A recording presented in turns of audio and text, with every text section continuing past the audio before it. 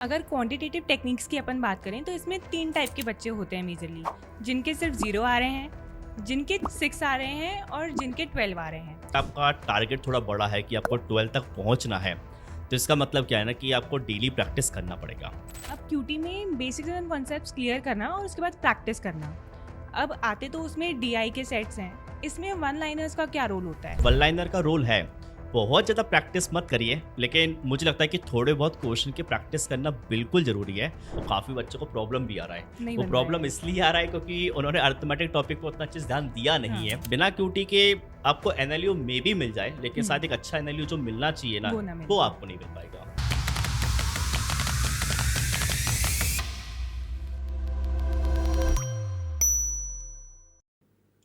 अगर quantitative techniques की अपन बात करें तो इसमें 3 टाइप के बच्चे होते हैं मेजरली, जिनके सिर्फ 0 आ रहे हैं, जिनके 6 आ रहे हैं और जिनके 12 आ रहे हैं।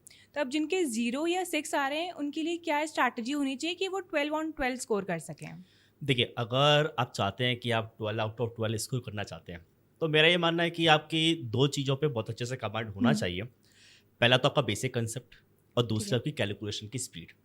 क्योंकि अगर आपका बेसिक कंसेप्ट अगर स्ट्रॉन्ग नहीं है, तो इसका मतलब ये है कि अगर आपके सामने कोई भी क्वेश्चन आएगा ना, तो उसको सॉल्व करने के लिए आप पहले अप्रोच को बहुत टाइम तक सोचोगे कि सर कि करेक्ट कैसे अप्रोच करना क्या है? होना चाहिए, हम्म। जिससे आप क्वेश्चन की तरफ आगे बढ़ पाएंगे। लेकिन अब हुआ क्या कि आपका कंसेप्ट तो क्लियर है, लेकिन आपकी कैलकुलेशन में स्पीड अगर नहीं है, तो ये जो टाइम बाउंडेशन है ना 15 मिनट का, कि सर 15 मिनट में मुझे 12 क्वेश्चन सॉल्व करने करना हैं, ही है। तो अगर उतना स्पीड आपका नहीं हुआ, तो इसका मतलब क्या है कि आप 12 क्वेश्चन तक नहीं पहुंच पाओगे। तो ठीक इन है। 2 चीज़ों पे आपको कमांड करने की बहुत हम्म। ज़्यादा ज़रूरत है। अब इसके बाद रही बात कि मुझे प्रैक्टिस कैसे करनी है, क्योंकि जनरली ये भी देखा है मैंने यार कि काफ़ी बच्चे क्या होते हैं ना कि वीक में 1 दिन या 2 दिन पढ़ेंगे, बाकी और दिन या नहीं फिर कुछ करेंगे लोग क्यूटी। अल्टरनेट पढ़ लेते हैं। हाँ। लेकिन मेरा ये मानना है कि आपका टारगेट थोड़ा बड़ा है कि आपको 12 तक पहुंचना है, तो इसका मतलब क्या है ना कि आपको डेली प्रैक्टिस करना पड़ेगा। क्योंकि जितनी ज़्यादा प्रैक्टिस करेंगे, आप मान के चलिएगा उस काम में आप उतने ज़्यादा परफेक्ट होंगे, और आपकी प्रैक्टिस अगर कम है ना, तो हो सकता है कि जो टारगेट मेरा है 12 क्वेश्चन का, वो शायद मैं ना पहुंच ना पाऊँ। करो। ठीक है ना? ठीक है। तो हाँ, एक बात और बोलना चाहूँगा मैं कि जनरली मैंने ये देखा है कि काफ़ी बच्चे करते क्या है कि परसेंटेज, रेशो, एवरेज जहाँ इम्पोर्टेंट ये टॉपिक्स आया, कवर कर लेते हैं। वो बना लेंगे। हाँ। लेकिन जैसे कि प्रॉफिट एंड लॉस आ गया, हाँ। या एसआईसीआई आ गया, हम्म। जिसका मतलब क्या वो नहीं कर पाते हैं। हाँ। तो मुझे लगता है कि साथ ही साथ आप अर्थमेटिक टॉपिक की भी प्रैक्टिस करिए, क्योंकि देखिए सिलेबस का पार्ट है। हाँ, मैं बिल्कुल मानता हूँ कि यार इससे मतलब 5 साल को आप देखेंगे तो maximum question percentage, ratio, average से ही आया है। हाँ। लेकिन आप क्लैट 2020 को भूल भी नहीं सकते हो, क्योंकि वहाँ राइट। पे मेंसुरेशन से भी क्वेश्चन थे। तो सिलेबस में अगर है तो profit and loss, SICI, time and work, time and distance, आप इन टॉपिक को भी अच्छे से पढ़िए। आप इनकी भी आप प्रैक्टिस करिए, तो नो डाउट आप इन सब चीज़ों को करेंगे तो आप 12 आउट ऑफ 12 आसानी से आप स्कोर कर सकते हो। अब क्यूटी में बेसिक्स एंड कॉन्सेप्ट्स क्लियर करना और उसके बाद प्रैक्टिस करना। अब आते तो उसमें डीआई के सेट्स हैं। इसमें वन लाइनर्स का क्या रोल होता है? देखिए, वन लाइनर का बिल्कुल रोल है, क्योंकि क्या होता है ना कि जैसे आपने किसी भी टॉपिक को पढ़ा, अब उसमें काफ़ी कुछ चीज़ें होती हैं। तो जनरली क्या करते हैं कि हम लोग डेटा इंटरप्रिटेशन पे सीधा सीधा स्विच करते हैं। और डेटा इंटरप्रिटेशन में क्या होता है कि 2-3 स्टेटमेंट आपस में लिंक कर देता है, और वो मुझे कई बार समझ में नहीं आता है, और मुझे लगता है कि इन्फॉर्मेशन नहीं निकल पा रही है, डेटा कैसे फाइंड होगा। उस कंसेप्ट को क्लियर करने के लिए ना आपको वन लाइनर बहुत ज़्यादा हेल्प करेगा, क्योंकि वन लाइनर में अलग अलग लॉजिक लगते हैं। अब जितने ज़्यादा लॉजिक आप यूज़ करेंगे या जितना ज़्यादा कंसेप्ट आपको क्लियर रहेंगे ना, तो वहाँ से स्टेटमेंट आपको समझ में आएगा कि यार इसने किस स्टेटमेंट को किसके साथ लिंक किया हुआ है, जिससे वो डेटा फाइंड हो सकता है। और जब तक डेटा इंटरप्रिटेशन में डेटा फाइंड करना नहीं सीख पाओगे, तो आप मान के चलिएगा डेटा इंटरप्रिटेशन आपसे बन नहीं सकता है। तो बिल्कुल वन लाइनर का रोल है। बहुत ज़्यादा प्रैक्टिस मत करिए, लेकिन मुझे लगता है कि थोड़े बहुत क्वेश्चन की प्रैक्टिस करना बिल्कुल ज़रूरी है। आप टोटली आप उसको वन लाइनर को अवॉइड नहीं इग्नोर कर नहीं सकते। कर सकते हो हाँ। कि यार वन लाइनर ज़रूरी ही नहीं है। आप लगाइए, उससे काफ़ी हद तक कंसेप्ट आपके क्लियर होंगे, और नो डाउट डेटा इंटरप्रिटेशन को सॉल्व करने के लिए बिल्कुल वो हेल्प करेगा आपकी। इसमें मतलब अपने को ऐसा करना है कि बेसिक्स एंड कॉन्सेप्ट्स क्लियर हो गए, फिर उस टॉपिक के थोड़े वन लाइनर्स कर लिए, फिर अपन डीआई पे जी गए। बिल्कुल, पहले वन ओके। लाइनर, देन उसके बाद में क्या, डेटा डीआई। इंटरप्रिटेशन। आप ऐसा बिल्कुल करिए, इससे काफ़ी ज़्यादा हेल्प आपको मिलेगी, खासकर जो अर्थमेटिक वाली जो डीआई होती है, profit and loss, SICI, time and distance वाली, उसमें सबसे ज़्यादा हेल्प होगा। हाँ, परसेंटेज, रेशो, एवरेज में आई थिंक उतना यूज़ ना हो पाए, लेकिन अर्थमेटिक डीआई को बनाने के लिए आपको वन लाइनर काफ़ी हद तक हेल्प करेगा ही करेगा। ठीक है। इसमें एक चीज़ और होती है कि बच्चा जैसे कुछ ही टॉपिक्स में स्ट्रांग होता है, प्रॉफिट एंड लॉस, परसेंटेज, ये सब हो गए, बट डीआई में अगर अपन देखें तो सब टाइप के मिक्स क्वेश्चन आ सकते हैं। अब बच्चे ने एक टॉपिक की तो बहुत अच्छे से प्रैक्टिस करी है, बट जब उसको एक ही डीआई में परसेंटेज भी निकालना है, प्रॉफिट एंड लॉस भी निकालना है, तो वो कंफ्यूज हो जाता है। अब इसको कैसे सॉर्ट करें? इसको शॉर्ट करने का सिंपल सा तरीका है कि देखिए, अगर आप किसी भी टॉपिक की बात करें ना, जैसे चाहे प्रॉफिट एंड लॉस की बात करें या परसेंटेज की बात करें, मुझे लगता है यार देखो, मैथ्स में कंसेप्ट तो चेंज नहीं होते हैं। अगर मैं आपको पूरा परसेंटेज का डेटा इंटरप्रिटेशन दे दूंगा तो ऑब्वियस सी बात है, परसेंटेज के कंसेप्ट ही लगाओगे। हाँ। अब बीच में अगर सपोज आपने उससे प्रॉफिट एंड लॉस डाल भी दिया कि सर मुझे किसी आर्टिकल की कॉस्ट प्राइस निकालनी पड़ रही है या सर मुझे सेलिंग प्राइस निकालना पड़ रहा है, तो आपको कॉस्ट प्राइस या सेलिंग प्राइस या प्रॉफिट परसेंट एटसेट्रा, मतलब आपको इनके निकालने के कंसेप्ट अगर पता है ना, तो आप कभी नहीं फंसोगे। लेकिन हाँ, अगर ऐसा हुआ कि आपको कंसेप्ट उतने अच्छे क्लियर नहीं है कि यार वो कॉस्ट प्राइस निकालने के लिए कौन कौन सी ऐसी इन्फॉर्मेशन है जो ज़रूरत पड़ती है मुझे, अगर वो आपके माइंड में क्लिक नहीं करेगा तो आप नहीं कर पाओगे। लेकिन वो कहीं ना कहीं अगर सेट है, जैसे फॉर एग्जांपल मुझे कंपाउंड इंटरेस्ट निकालना है, तो कंपाउंड इंटरेस्ट निकालने के लिए मुझे प्रिंसिपल पता होना चाहिए, रेट पता होना चाहिए, टाइम पता होना चाहिए, तो सीआई निकल जाएगा। लेकिन आपको यही नहीं पता कि सीआई फाइंड करने के लिए कौन कौन सी इन्फॉर्मेशन की रिक्वायरमेंट है। अगर वो नहीं क्लियर है ना, तो आप हमेशा फंसेंगे। तो कहीं ना कहीं मुझे लगता है कि यार कंसेप्ट अगर क्लियर है तो आप हर एक चीज़ को सॉल्व कर सकते हो।